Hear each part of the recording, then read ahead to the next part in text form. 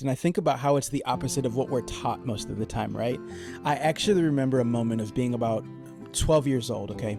So I'll give you guys information you probably never really wanted about me.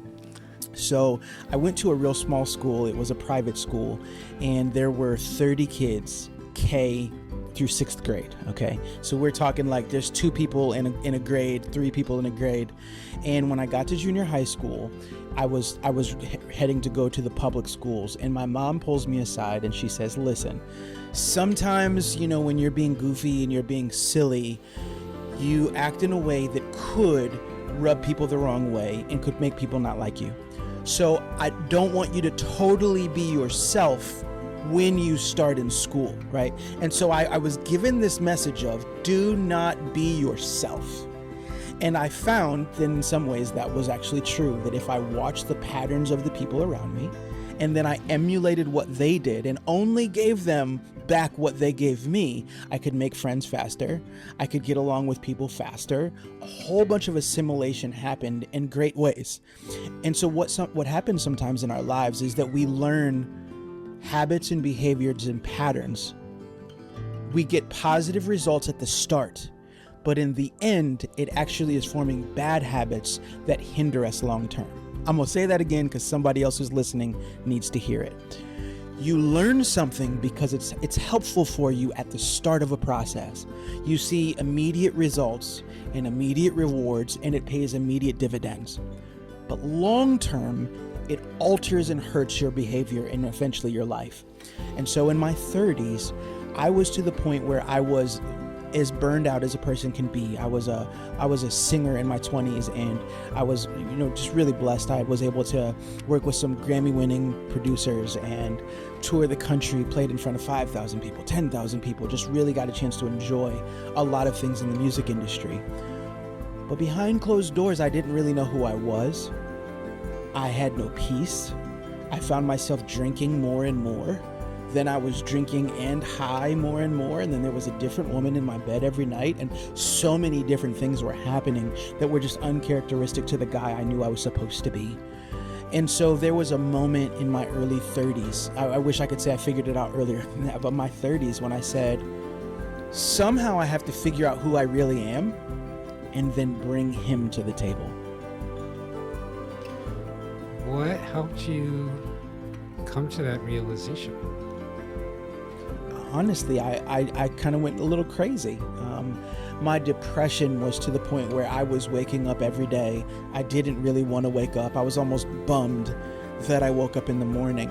I would go to my job. At that point, I was selling insurance. And so, insurance is there's not a lot of emotion involved except for what you're trying to elicit from the client, right? From the customer.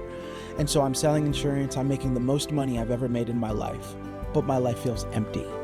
It feels like I'm a robot, and my car is driving itself to work, and then I'm robotically going through the script of my day trying to get these people on board to make money, and it was just very soulless for me. There was no spark, there was no passion. I was just void of joy.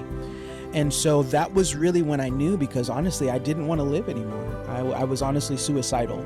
And suicidal for me, I know it looks different for everybody, but for me, it was waking up in the morning and thinking, boy, if I hadn't woke up today, life might be better for the rest of the world. If I was going to end it, how might I do it? So I was in a very, very low place in my life. And when I decided, and it's a decision, I decided that I wanted to come to the other side of it.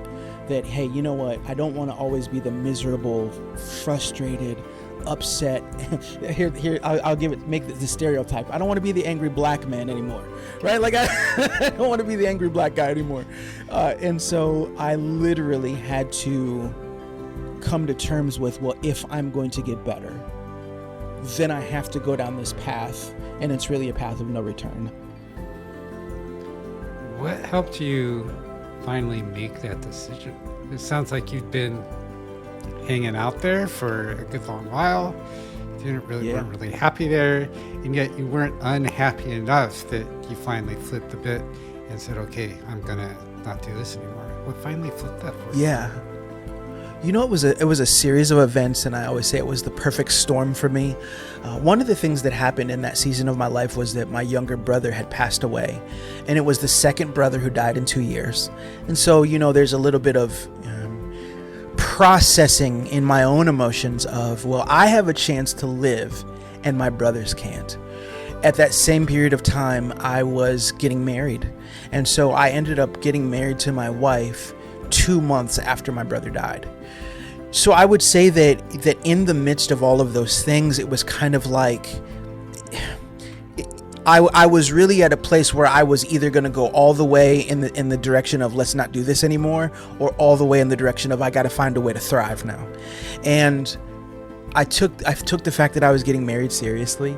I also didn't want my brother's death to be in vain. And I felt like if I can really walk in the fullness of my purpose, my God-given purpose, I can make what my brother meant to me mean something in the world. He was a very inspirational person.